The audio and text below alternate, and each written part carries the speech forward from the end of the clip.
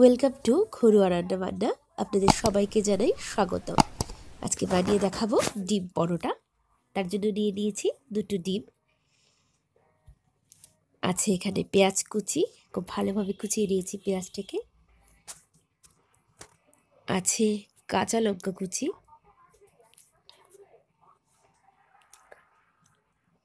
এখানে আছে ধনে পাতা কুচি। এখানে ডোটা মেখে নিয়েছি, যেভাবে পরোটার ডো বানায় সেইভাবে। দেখুন, বেশি নরম না, বেশি শক্তও না। দুইটা বলের মতো নিয়ে নিয়েছি। আমি দুইটা পরোটা বানাবো এটা দিয়ে।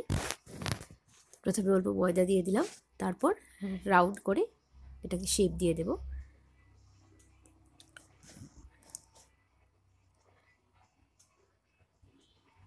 বাড়িতে যেভাবে রুটি বানাই সেই প্রসেসে পাতলা করে।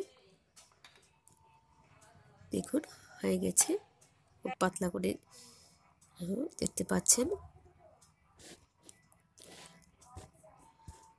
এবার দিয়ে দেব তেল। তেল দিয়ে পুরো রুটিটাতে আমি স্প্রেড করে দেব খুব ভালোভাবে। হয়ে গেছে, এবার ফোল্ড করব। দেখতে পাচ্ছেন এক পাশ, তারপর ওই পাশে যেভাবে পাটিসাপটা ফোল্ড করে এইভাবে। তারপর আরও অল্প তেল দিয়ে দিলাম।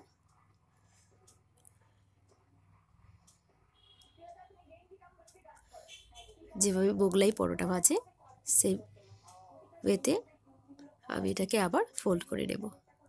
দেখুন এইভাবে, তারপরে ওই দিকে আবার দিয়ে এটা স্কোয়ার হয়ে গেছে।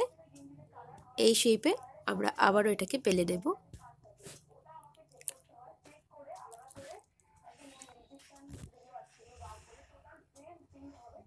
এত পাতলা না, বেশি ভারী হবে না।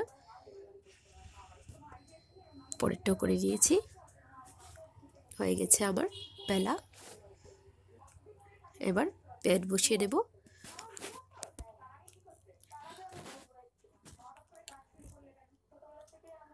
প্যানটা গরম হোক, অন্যদিকে আমি ডিমের মধ্যে অল্প পরিমাণে লবণ দিয়ে দেব, স্বাদ মতো দিয়ে দেব পেঁয়াজ কুচি, কাঁচা লঙ্কা কুচি, ধনে পাতা কুচি, সবটাই দিয়ে দিলাম। আর দিয়ে দিলাম অল্প পরিমাণে গোলমরিচের গুঁড়ো। আমার আরেকটা ডিম অ্যাড করছি। আমার ডিমের সাইজটা খুব ছোট ছিল, আপনাদের যদি বড় হয় তাহলে দুটো দিলেই হবে। খুব ভালোভাবে মিশিয়ে দিচ্ছি, একটু সময় নিয়ে ফেটাবেন। হয়ে গেছে, আমার প্যানটা গরম হয়ে গেছে। দেখুন আমি তেল দিইনি, এর আগে শুকনোতে ভেজে নেব।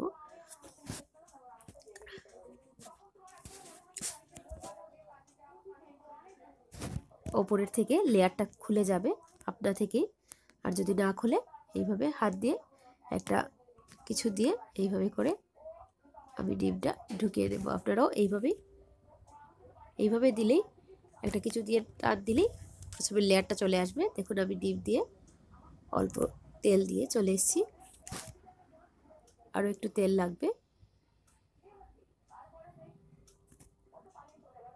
দেখুন আমি সেই ওয়েতে অন্য পরোটাটাও ভেজে নেব।